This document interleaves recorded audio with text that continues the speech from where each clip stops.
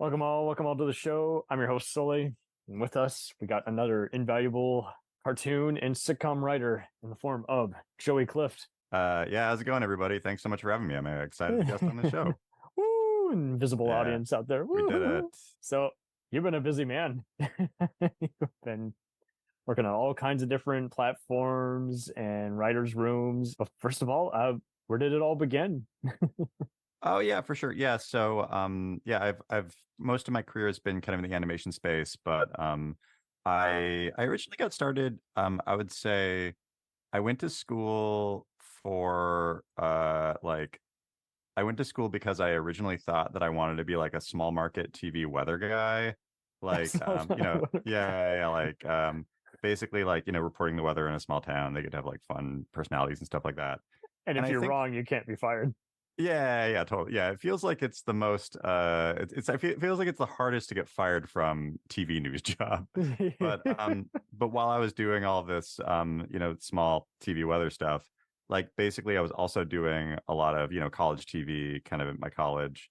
And my professors kind of saw what I was doing and basically pulled me aside and says like, hey, it's like clear you want to work in comedy. Why don't you just do that?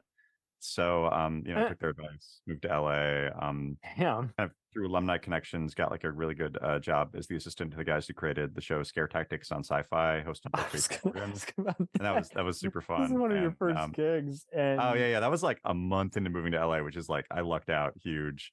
And then just like dove into the LA comedy scene, like places like, Upright Citizens Theater, Second City, and all that, and just, kind of like worked my way up from there, basically. and those are the stories you kind of remember, just because they are just so nutty. Just Yeah, the entertainment industry, it's like a wild industry in that like I feel like if you ask 10 different writers or actors what their path was, you're gonna get 10 different answers just because it's like there's not like a clear ladder. It's like you kind of like, you just like hustle until you make it, basically. and I love how you're also just very proud of your heritage, and you're just very progressive in the material that you're covering. Um, what tips and tricks would you say you have for today's generation who have to remind others that you should always be proud of your family tree and never feel like you got to fit into a certain demographic or group? Oh yeah, for sure. Yeah, I'm like Native American and Enrolled Cowlitz and like I grew up on the Tulalip Res in Washington State. And I'm just somebody that like growing up on a res, I was like always surrounded by just like really awesome native culture. And like my mom is like, she's where I get kind of my Cowlitz side of my family. And she would always like, invite me to powwows and stuff like that when I was a Oh, kid. And I lovely. remember it was the sort of thing where it was like where like she would invite me to that and I'd be like, no, I'm playing Grand Theft Auto 3 or whatever. And then like I think as I got older, I started to realize like one, like, I mean, like Grand Theft Auto 3 is very fun, but like maybe I should have gone with my mom to some of those powwows. Yeah. Um, and too, I think that like I don't know, it's like uh I think it's cool to be proud of like where you came from. And that doesn't necessarily have to mean like, genealogy, but it's just like, Right. what state you're from or what country you're from or what, what your upbringing is. It's just like be proud of who you are. Um, Totally. and I kind of found myself in this spot when I like started getting involved in the LA comedy scene where it's like, like I was like a mentor for the Native Student Center at my college. I've like always been just like, involved in like that kind of stuff. And I just noticed that like I knew a lot of really funny Native comedians through like kind of Native Hollywood, the collection of like, 500 or so Native folks that work in the entertainment industry. But like I didn't really know a lot of funny Native comedians who were like getting opportunities at kind of big mainstream comedy theaters like UCB and stuff like that. It's So so at hard to that point, break in. yeah, well, it's hard to break in, but it's also one of those things where you realize, oh, part of it's that like if there's never been a Native person in that position before, there's never been somebody to like kind of let the door open for other native folks. Hmm. So like that's something like once I kind of noticed that I was one of the few native folks getting those opportunities, I really tried to like like be very vocal about my heritage, just like for visibility, and then using my position to kind of like give other super funny native comedians opportunities. This was around the 2010s, or This was like 20, probably like between 20. I mean, once I got on a house team at UCB in like 2013, it was like I was like trying to get it to happen. And then like it just, I don't know, like the artistic directors of the theater at the time were really weird. And I remember like there was this one time where they like or asked if I could do like an all native comedy showcase. And they said that there wasn't room on the schedule for it. Meanwhile, they scheduled 12 Star Wars comedy bit shows in 1 week. And I'm like, yo, you couldn't have done 11. But, after a few years, like artistic directors changed and, new artistic directors were more into the idea. You're not the only one. I hear Andy Richter on his podcast talked about how he avoided one of those Second City type UCB type things just because he knew one of the professors there just really hated his guts. And he's like, yeah, I'm not going to go in a class and have this guy, demean me in front of everyone. Yeah, it's weird. I think it gives you like a good comedy education, but it is like, yeah. But it's like anything else, it's like, it ultimately becomes high school, right? Where it's just like, and I think it's just like, it's just a new like social thing. Isn't it wild how it goes in stages? Because like I studied improv in high school. Garbage. Oh, cool. Everyone's just imitating SNL and Chappelle's show, but no one's actually. If you try to do something, hey, you're not funny. And then college was very serious. Everyone was like, "Go for it, man!" And people who just wanted to be entrepreneurs or business types would also take it because it was kind of like becoming a salesman. You wanted to learn acting, persona, where you stand, how you present yourself, and so. It was a double win. I still love improv because it allowed me to just realize not just the sky's the limit, just the whole make a split decision instead of just waiting permission for something to exist or, so if someone says you got to go, buy a ticket to another country, I'm just like, I'm going on Spirit. Boom. It's not, do you want American Airlines? Do you want no more of the thinking endlessly, in a pickle. Yeah. Well, I think that like the first improv class I took at UCB, the class was like half like actors and comedians and half just like lawyers and accountants that like wanted to be like funnier in meetings for their accountant jobs. And they were all super nice, but it's like it's sort nutty. of like but it's like you think about it and you're like, yeah, improv has a lot of really good tools to just help with like life, Do you ever meet up with some of your classmates on occasion where you're like, oh, we got to just do a seminar just to catch up. Let's go to the next live comedy show you guys are hosting. Oh, yeah. Like I still, like I took my first improv class, like, in 2010, so forever ago. And like, yeah, we still like, run into each other in the scene and like, text each other and like, we're all friends. Oh, lovely. And I see that you produced one of the, going back on your heritage again, and how you got just such a welcoming voice. You produced one of the Reservation Dogs making of panels. Have you ever, and you met some of those actors and everything, have you ever thought of working on very progressive shows like either that or Dark Winds with Zahn and company? Yeah, I was a writer consulting producer on a Netflix series called Spirit Rangers that was like yeah, it's like it was like the first ever kids animated series like created by a native person, the genius Shumash TV writer Chris Valencia, with like an all native writers room, and I was a part of that writers room. So yeah, I've definitely like worked in that space a lot, and like I don't know, it's like it's so cool because those shows are like the first shows in history created by a native person in the United States. No one's exploited. No non-person is whitewashed in a role. It's all in the blood, Yeah, but it's also just like. It's just a cool experience to like go into a writer's room full of people who all know who like Redbone is, or like, or like insert native thing, and yeah, so it's like I worked on Spear Rangers for 2.5 years and I definitely, hope to, what is a skinwalker? Is like yeah, we all know this mythology to you. Yeah, it's like there's never a point where like somebody's going to call a meeting a powwow and we have to just be like, hey, actually a powwow is not a meeting. Like, Oh, totally. And it's just cool to have these kinds of just pleasant cartoons also, because there's just so many other ones you'll look at on TV and you're like, whoa, how'd that get a PG rating? That's very gross and sexual even, talking for sure. They've got poop talking on legs. I don't want to show a kid that. I mean, look, as a comedy writer, that's an A+ joke is talking poop. That's my go-to. Yeah, I know. But no, I get what you're talking nightmarish about. visuals. Yeah.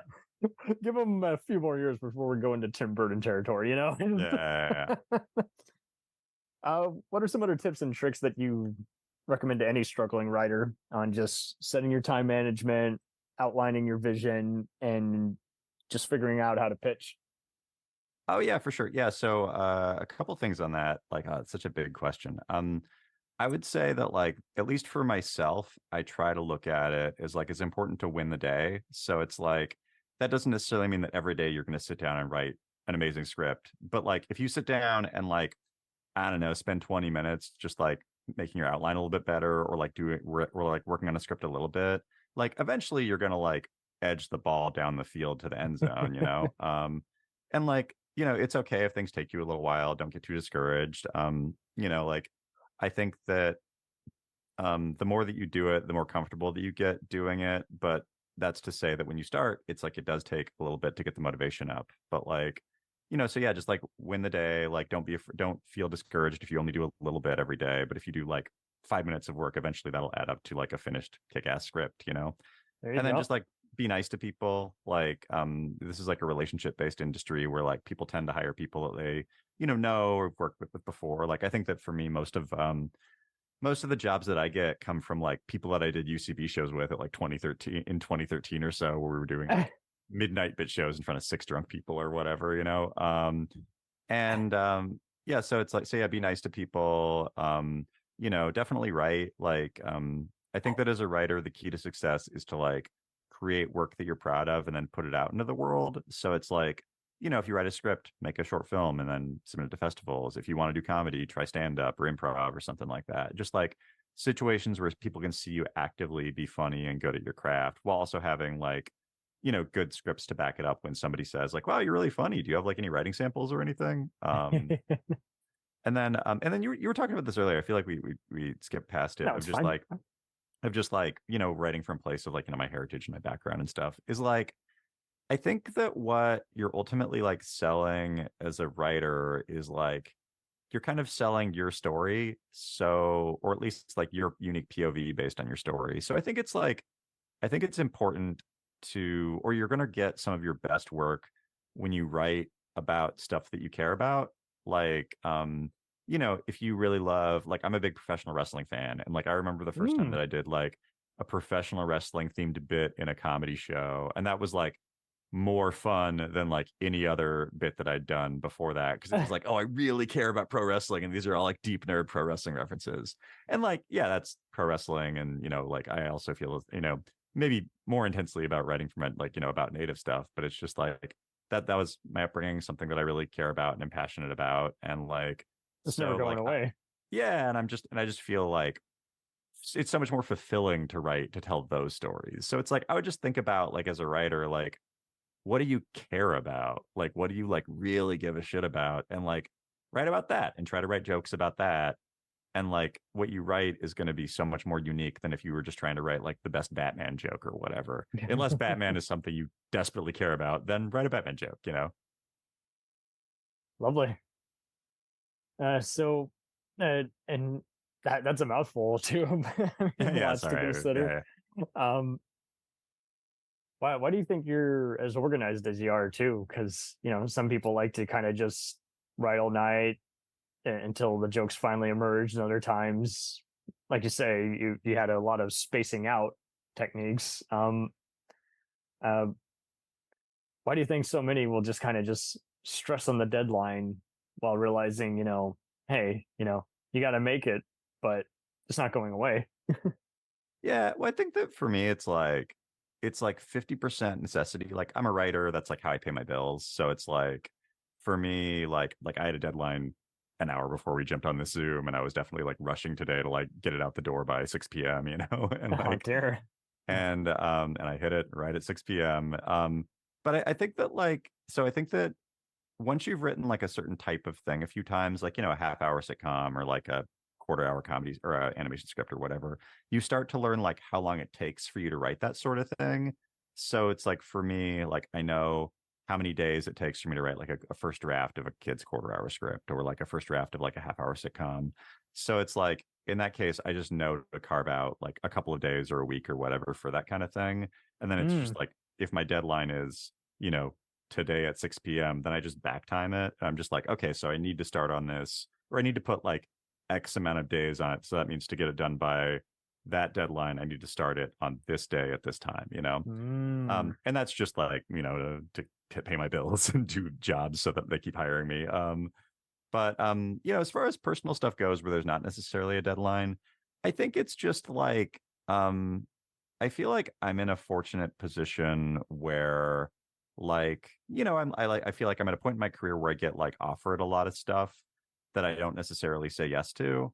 And so I think that for me, it's like reminding myself, like when I wake up in the morning, like, okay, I turned down a job that would have paid me this much money so that I could have time to write this script that I just want to write. So like make sure that I do that, because if I didn't, then I just wasted all of the money that I was offered for the job I turned down. So it's like those are kind of motivators. It's just sort of like understanding that when it gets to it, kind of all you have is time, and like making sure that like you are using your time wisely. Totally. It can be made easier, but there's always some distraction going on. Oh yeah. Well, I mean, I've got like just like practical stuff of like I listen to like when I'm writing a lot of like I'm looking at a YouTube video right now that's like 3 hours of gentle night rain sounds for sleeping, and it's like I listen to that while writing, and it's just like, oh man, the sound of rain on a YouTube video, or it's like meditation music. Yeah, or like I don't know, it's like I listen to like Final Fantasy guitar covers over the sound of a fireplace or like something. So it's like, you kind of find stuff like that just like, if you need that to help you like zone in and sit down and write, like, go for it. Or like something I used to do is like, I would just like go to Denny's and like order like a skillet or something like that. And then I would just like know, okay, they've got like free Wi-Fi at Denny's. So I'm just like, I'm paying for this skillet, but I'm also paying to be at this Denny's for like 90 minutes to get some writing done. So I better not just look at Twitter while I'm at this Denny's. There you go. So it's like you just kind of find like what's the thing that helps you write, and then like and then just do that thing. And I think that takes a little bit for people, because I feel like everybody works a little bit differently as to like what's the thing that helps them focus. But it's like once you find it, it's like for me, that's kind of, key, and just getting the shit done. It goes back to the whole form of improv. Don't try to be funny. Just listen, observe. Yeah, well, just like listen to yourself, and it's just like what works for you, because like what works for you might not work for somebody else, but like once you find what works for you, it's easier to kind of get the wheels turning. Essentially it. And it's just also cool that you found a form of happiness instead of, well, I'm gonna keep doing this until the roof goes up in flames. Oh, I mean, I definitely do feel that way about the entertainment industry, that it's just like, maybe it's a sinking ship, who knows? But Don't like, get too comfy. yeah, well, I think it's just like the entertainment industry, it's just like built on a foundation of sand, and it's like, new companies and new streamers and new networks like will spring up and then collapse 3 years later, and it just kind of happens ad nauseum. So it's like, for me, it's just like, I like telling stories, and I like writing, and I like being funny for a living. I hope Netflix doesn't screw the pooch on Spirit Rangers. No. Netflix is great. We got a new season coming out next year. All right, good, because they've been doing it with so many other shows where you're just like, seriously, you could have told them. Nah, it's like, no, we definitely have a season 3 that's coming out next year. They love cartoons, we're but they're so mean to live action. Yeah. So what you were talking about scare tactics earlier. Do you have any hysterical Tracy Morgan stories? Okay, so like honestly, I don't think I have any hysterical Tracy Morgan stories. I was like, so they shot that show in New York, and I was in office in Los Angeles. So like they shot all of Tracy Morgan's, like host bits in New York, because that's where he lives. And okay, gotcha. So it's like my hilarious Tracy Morgan stories are that I wrote bits for the show, and he said the bits, and I was excited that he said the bits. It doesn't matter if it wasn't the best take or if you didn't say it believably. You're like, hey. Oh yeah, at that point, I'd been in LA for like 2 months, so that I was writing jokes for Tracy Morgan is like insane. That's lovely. I was able to interview Matt Gallant of ESPN, MTV News. You might know him best from Planet's Funniest Animals, that Matt. And Oh, he cool. talked about how, half the time it's just like, it doesn't matter if the pun you're about to say on the teleprompter wasn't worth a shit. It's just like, I'm going to say it. I'm going to kick ass at it. That's kind of just the mentality you have after a while. Something's got to go in the can. And it's easy to be a little workmanlike, but you let everyone else worry about that. Yeah, well, that's what's so cool about like writing for good hosts is I wrote I was a writer for Nerdist. I'm working with a really great Yes, host named Jessica Chobot for a while, and she's just like this fantastic like host personality person, they're and very like comedian friendly. yeah, and it's like I remember I would like write jokes for Nerdist News for her to say, and I would think while writing it like, oh, this like I don't know, this joke's like not great, like, but it's like I have an hour to write it and we've got to turn around quick, so it's like I'm not I'm doing my best. And then she would like, and then we would go to like record it, and she would just like sell the F out of that joke. And like I would see her perform it, I'd be like, oh, that actually was a pretty good joke. So like hosting is like it's a specific skill set. Whenever I work with hosts that are good, I'm just like, oh, you're like a different breed. Mm-hmm. And that's just it. Like the cooperation and collaboration, anything can misfire, and half the time you'll talk to actors and some of them got such a big head. Oh, I liked it until I got cut out. I'm like, yeah, but you still got to be part of a major motion picture. Then there's other ones where it's like, yeah, they said it, but you know, it we'll leave it to history on whether or not you know it was a wonderful ensemble or if it was too many cooks in the kitchen. It's just Yeah. What I think that like I mentioned earlier, it's like I feel like Hollywood, it's just such a I think that it's an industry where like a lot of things happen. Like, you might get rejected from a role or not get a writing job, or you act in something and you're cut or whatever.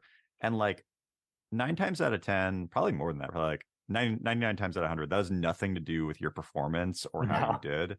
It's just like, the movie was like 2 hours and 10 minutes long, and like they needed it to get under 2 hours. So like they had to cut something, and like you had Mm-hmm. like a funny side scene with the main character, but you didn't like drive the main story forward. So it's like, I don't know, you just got to lose something, like Uh, something. And that's not like as an actor, it's like that's not that's not a thing that you should like take as an ego hit. It's just like, yeah, there's 1,000 people working together to make this movie, and just shit happens sometimes.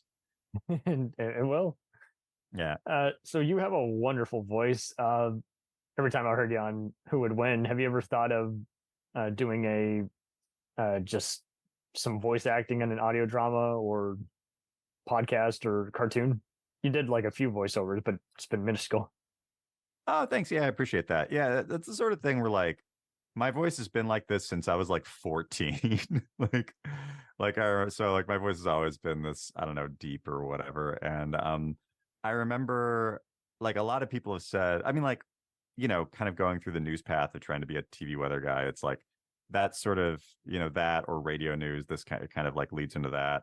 I've definitely thought I should get into voice acting, but I just like I haven't like actually sat down and like pursued those kinds of roles. But like, I get asked to do stuff here and there, and like I've kind of voiced Mm.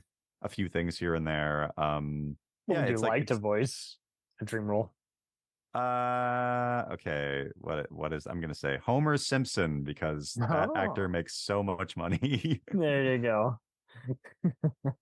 I can see you being a vampire hunter or possibly just a hysterical store manager in a mockumentary.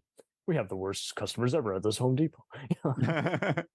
Okay, thanks. And I That's my have to type. I clean need to up go for their it. shit. Yeah. I mean, it's one of those things that it's like I'm primarily a writer. I'm a writer comedian, but I'm like primarily a writer. But I'm definitely like, oh, I should do more voice acting or something. Totally. Uh, I Also, mentioned thanks that for listening to me on Who Would Win. It's such a fun show to guest on. absolutely. I was going to so ask you, however, did you?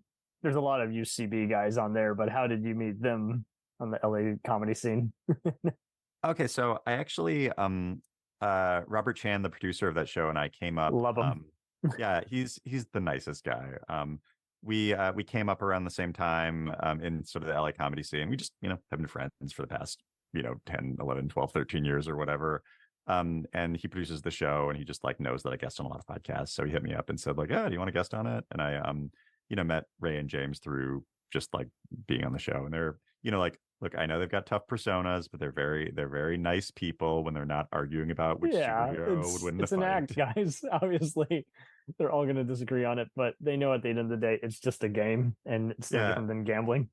that's weird. It's weirdly such a high pressure show to guest on because like I feel like they're so intense. So because of that, I feel like I have Yes. to be really intense. Oh, when I was interviewing Gapsy, I just about shat my pants. I was just like, I gotta be on his level. I gotta make James happy. I don't know why. I don't even know James. Well, and like they turn it on where it's like as a judge on that show, like you ultimately have to choose a winner or a loser. Infectious energy. And the last time I was on it, that was my third time guesting, and the first two I think I went with James as the winner, and so Ray like kind of like tried to cut me down, and I was like, and I argued back as to why I made the choices that I made, and like James was like pretty nice the entire time, and this time I chose Ray as the winner, and James cut me down like 15 times harder than Ray ever did. And I'm just like, I'm sorry, I thought you were the nice one.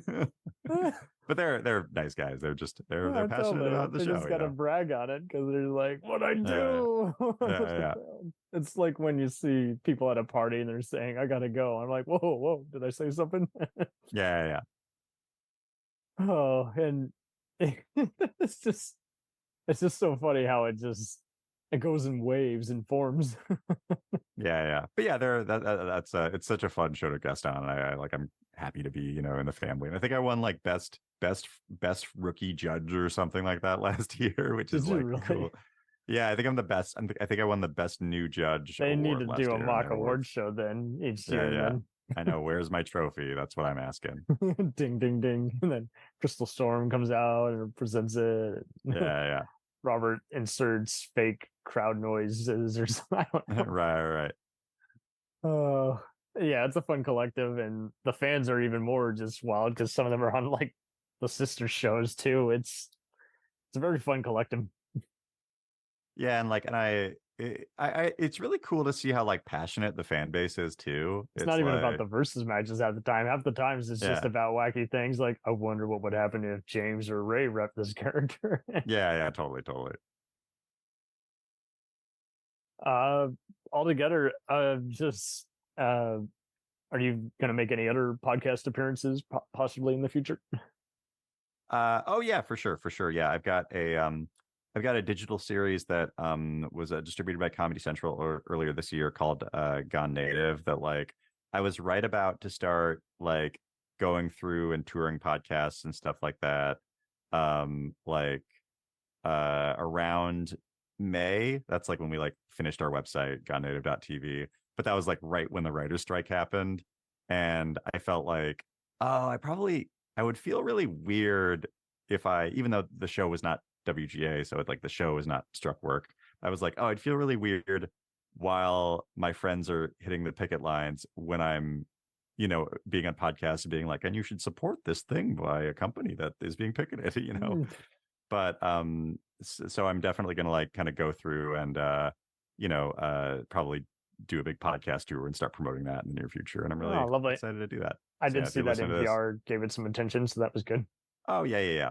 I feel really lucky. It's like I think I sort of like a lot of people found it and wrote stories about it and like interviewed me about it, but I feel like I have a lot of friends in the podcasting space and like really was like ready to start gusting on friends' podcasts to talking about it, but it was like, oh, I should probably wait until after the WGA strike to talk Do about it in waves. Yeah, totally. So yeah, I don't know. I'm always on podcasts. The videos are on Vimeo as well. I saw some of the ones on there, and it's just it's a feel good kind of animation too. It just no one's ever put down.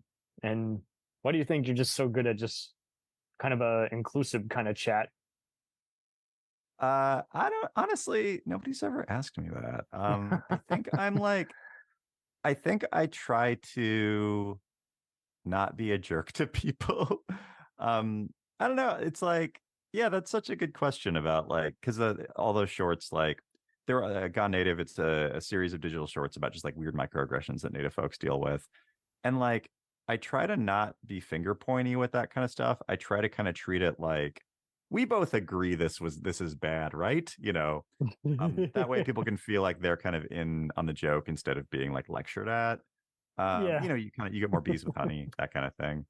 Um, and yeah, so yeah, I think it's just like a tone that I find really funny that I kind of realized as I was doing it. Also, this is useful to teach people things, Kind Because of ultimately, like, like, yeah, as a comedy writer, it's like I write stuff to crack myself up, and then you realize, oh, wait a second, I could use this for good. Like, don't have to be snobby, and it doesn't always have to be a yeah, college humor Adam ruins everything format either. It can be whatever's in the moment.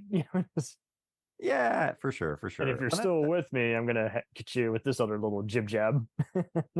Yeah, when I think it's like that's the sort of thing where I was talking about it earlier about like you just like the more that you do comedy and like the more that you do it, the more that you figure out what your comedic voice is, and it's like what do you like to tell jokes about, and also just like what is the tone at which you tell jokes, and it's like that's just by doing it, and Hmm. I think yeah, just like whatever that is of just like doing stuff that's kind of like funny but informative in a way that's like not threatening or whatever. It's like Yes. I don't know, that's a pocket I exist in, I guess.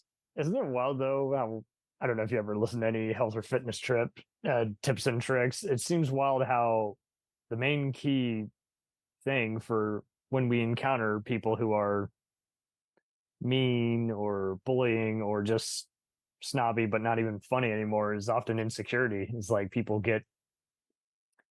feel threatened by someone else, and it's like, well, you shouldn't feel mad at someone who knows something you don't or is good at something you're awful at. Just Yeah, when I think that for me it's like I've been doing like live comedy stuff since I was in like high school, so and you're already kind of fearless in a way. yeah, well, it's more just like, oh, it's like anything that anybody could tell me, I've definitely had said to me via a YouTube comment at some point in my life. So it's like, um, Bring it. What do I yeah, got to it's well, lose? I think it's just like learning the difference between like, um, if like somebody is making a constructive comment or if they're just being a troll. Because it's like it's not that you shouldn't listen to every bit of feedback that you get about your comedy or your work or your writing or whatever. It's like if I write a script, I send it to my manager and friends, my literary manager and friends to like give me notes on it, and like I don't expect them to come back and say like this is perfect, Yeah. but it's like I'm not going to look at like random 12-year-old commenting on a YouTube video saying that my voice sounds dumb or whatever, because it's like shut up, you're 12. Right. You guys are mean anyway, so what does it matter? Yeah, it's just like you can't please everybody, so it's important to like I don't know, just like uh you don't have to like take every bit of criticism that you get. And also just like The understand serious that like ones from you should be able to tell the difference between someone who's yeah, talking shit behind the scenes versus someone who actually said something threatening to you at a party. It's like, okay, I'm taking that seriously because that was a threat versus yeah, or that was just a like 9-year-old in, I don't know, in Norwegia who just wanted to comment on a random video he didn't like. yeah, well, and I think that it's like I don't know, some people are just haters, so it's like you can't please everybody, like, so it's like ultimately like if you're proud of the stuff that you're doing and like people who you respect think that what you're doing is good work, then you're doing fine. That doesn't mean that like I mean, I don't know, it's like if you think about something like what is the most universally liked thing in the world? I don't Yeah, know, like Star any Wars, any movie that's 100% on Rotten Tomatoes is going to have at least 50% of people who legit do not understand the hype. yeah, it's like there's nothing that exists in the world that every person in the world is going to be like love it, like so are you going to if you make something and like 50% of the YouTube commenters or whatever, or Twitter commenters or people on social They've media said that or on people on like five Reddit, other gaming videos. yeah, it's like if they say, I hate this is bad, but then half of them are like, I love this is great. It's like, are you going to listen to the people who hate it or the people that like it? It's already one ear out the other. I had one guy who was a prick on Facebook and then went so far as to copy that comment on both Apple and another podcast forming site. And I was just like, okay, so what? I doubt anyone saw any of those comments, and he felt nothing in his power to be helpful. That's also like, you hear that and you're like, dude, get a hobby. like You have too much why is free that guy time. why is that guy like feel so passionate about a You podcast had that to he's like, copy and I'm gonna paste leave a it. negative comment, the same negative comment on Spotify and Apple, and it's just like, at a certain point, like, I don't know, like, get a get a job. Well, and Like, those guys were not going to be part of your demographic anyway, really. yeah, total 100%. Now, if you're getting something behind the scenes where you can improve, I'm going to take it seriously. It's like, okay, I couldn't Oh yeah, hear for you on that sure. last one. Okay, I'm going to record on this audio format and see if the audio increases the wave levels on that one versus this where you couldn't hear us. Yeah, it's like that kind of thing. That's like real criticism. That's like real like good criticism, They're because it's like, so serious as opposed to vague. I don't know what you're talking about. Like, I have an aunt who wants to listen to my podcast, and I'm like, I've said politely a few times, ratings or not, I do don't follow video games or politics, so I don't think you would be the audience for this. yeah, for sure. Yeah, that's the thing too, is like everything, Where can I find you? How do like you every spell it? What's it like mean? everything that you make doesn't have to be for everybody. It could just Yeah. be, it's like, it's like Spirit Rangers is a show for like, like a younger kids. So it's like, Mm-hmm. and it's like a show that I'm really proud of, and I think that we did a really great job. A lot But of like, adults are cartoon fans too. They would yeah, for gladly sure. watch that with their kid. But it's And like, but if somebody were to comment on Spirit Rangers, like a 40-year-old dude or whatever, to be like, it's too woke. or like, Yeah. or it's just like, this feels like it's kids stuff, and it's like, yeah, it's for kids. Like, it's just like, it's sort of, yeah, not, you are not the target audience for every single thing Oh produced by yeah. everybody. There are people trying to just do other trends, and you can kind of tell like what kind of radical audience without naming a particular one that they're a part of. And I mean, it's just like, if there is nothing, what do you hope to accomplish from posting this? I Yeah. used to take that so seriously, and then it became, I'm one of many assholes with an opinion, so there's nothing I'm gonna I'm not going to change the world in the next 50 seconds. I don't even feel passionately about what I'm typing up. So I'm Oh going to yeah, for sure. stop right here unless I actually really think I want to put some time into this right now. Yeah, well, yeah, and just, I don't know, some people are just haters, and it's like, yeah, Yeah. And isn't it wild too how half the time reviewers will claim, oh, someone is upping, it's an inside job, upping all the ratings. Is like, or maybe that's just where it landed. yeah. Well, I think that's the thing, is like, it's possible that other people like the thing that you don't like. Like, it's like your opinion is not everybody's opinion. Mm-hmm. And the final user rating is not the final Yeah. remark either.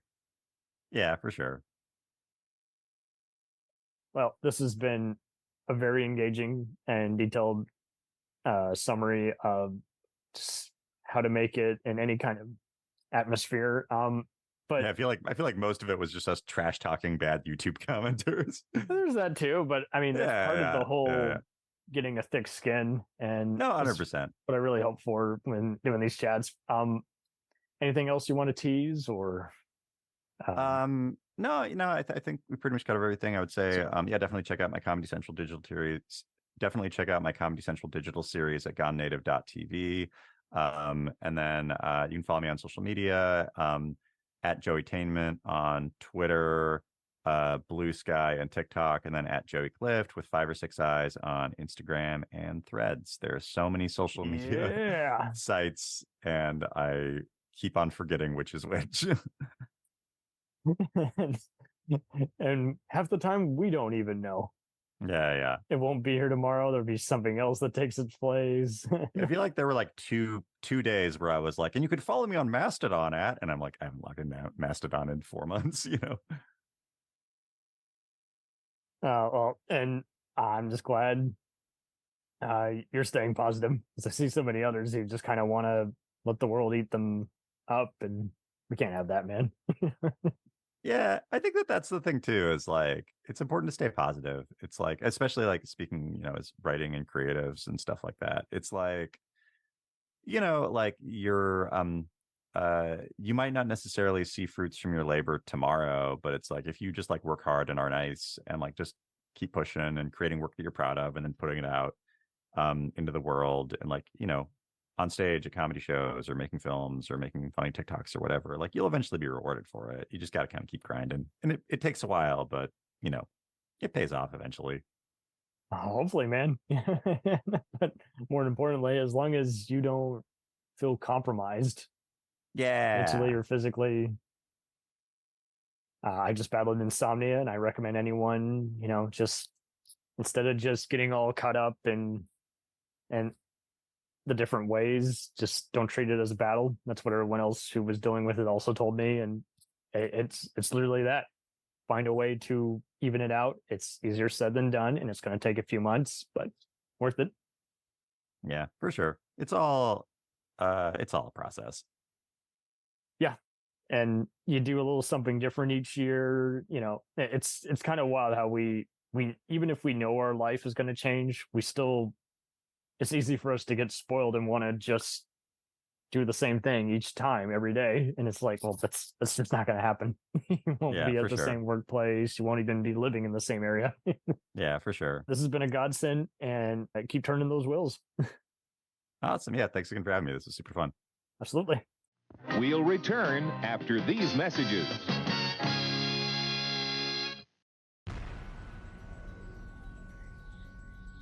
The Jacked Up Review Show podcast is honored to be part of the Blind Knowledge Podcast Network. Join anytime, talk the talk, and enjoy yourselves. There's something enlightening for everyone with this crowd of cool cats. Check them out.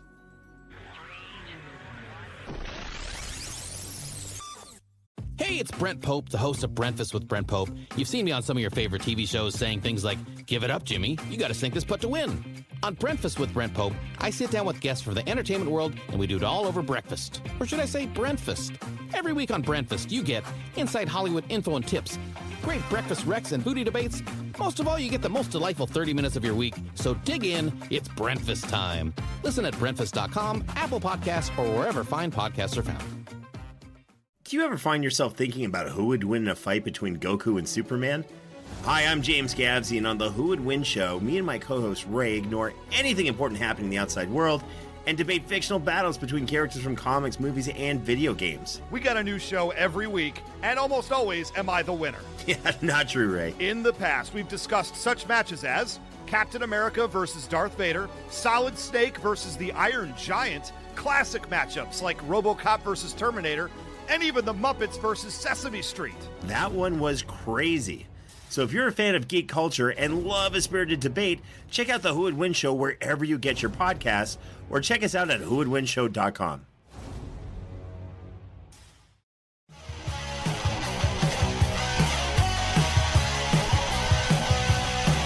Follow us on the web on Facebook, Twitter, and Instagram. The podcast is available on Podbean, Spotify, iHeartRadio, Anchor, Apple, and anywhere else podcasts are available. Feel free to review our show and leave comments on any of those sites. Thanks a million for listening. It's a jacked up